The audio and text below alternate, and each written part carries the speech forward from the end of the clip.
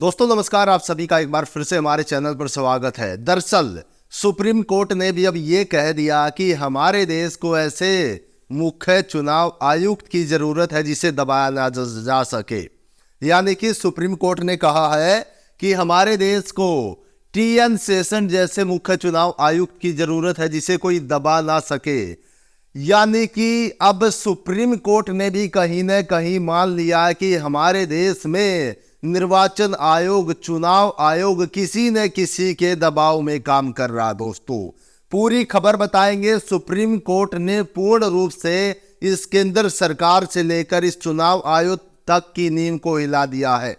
Supreme court जैसे जैसे 2024 के चुनाव नजदीक आते जा रहे हैं वैसे वैसे बहुत बड़े बड़े फैसले ले रहा। दोस्तों अब की बार क्या कहा है सुप्रीम कोर्ट में, अगर वो आप जान लेंगे तो आपके भी होश उड़ जाएंगे दोस्तों, क्योंकि चुनाव आयोग से लेकर केंद्र सरकार तक के होश उड़ चुके हैं।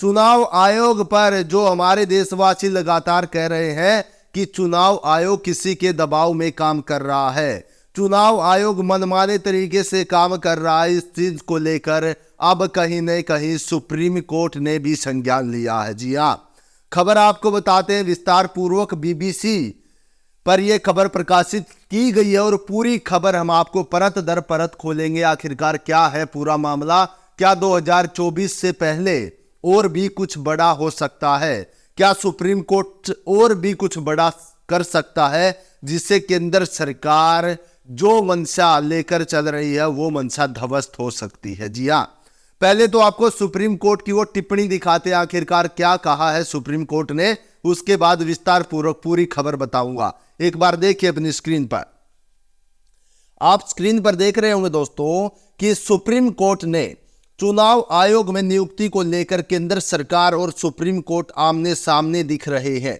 सुप्रीम कोर्ट ने कहा कि हर सरकार अपनी हाँ में हाँ मिलाने वाले व्यक्ति को मुख्य चुनाव आयुक्त या चुनाव आयुक्त नियुक्त करती है।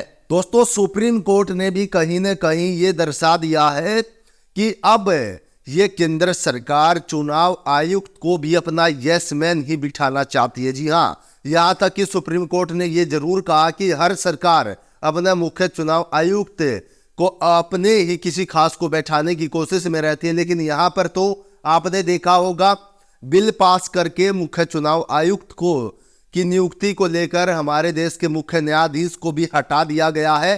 तो ये सब चीजें कहीं न कहीं सुप्रीम कोर्ट भली भांति देख रहा है।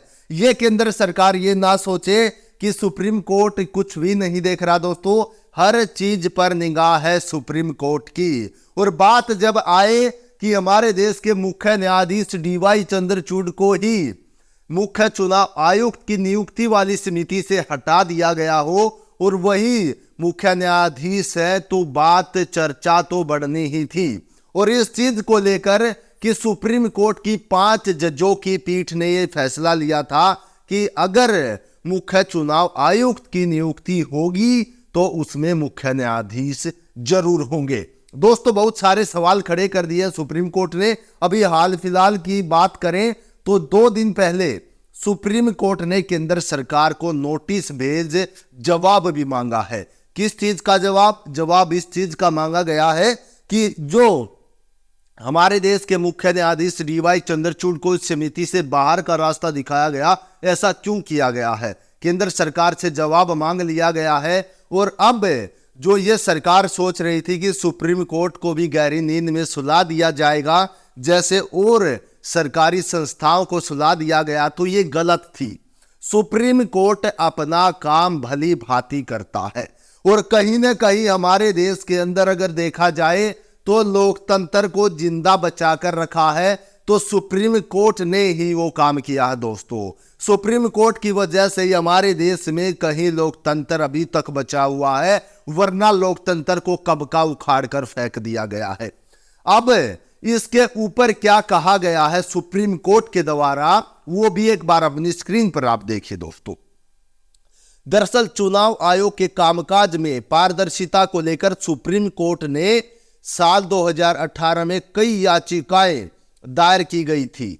इन याचिकाओं में मांग की गई थी कि चुनाव आयोग और मुख्य चुनाव आयुक्त की नियुक्ति के लिए कोलाजियम जैसी प्रणाली अपनानी जानी चाहिए।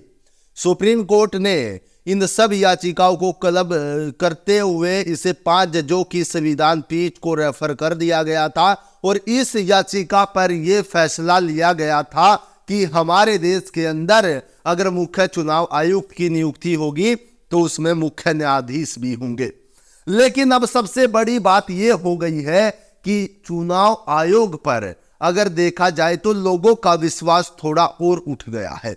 इसकी सबसे बड़ी वजह यह है कि इस केंद्र सरकार का कोई यस मैन ही मुख्य चुनाव आयुक्त की अब गद्दी पर बैठेगा, क्योंकि कानून ही ऐसा बना दिया गया। दोस्तों, हम अपने चैनल के माध्यम से हर वो खबर आपको दिखाते जो आपको जानना चाहिए।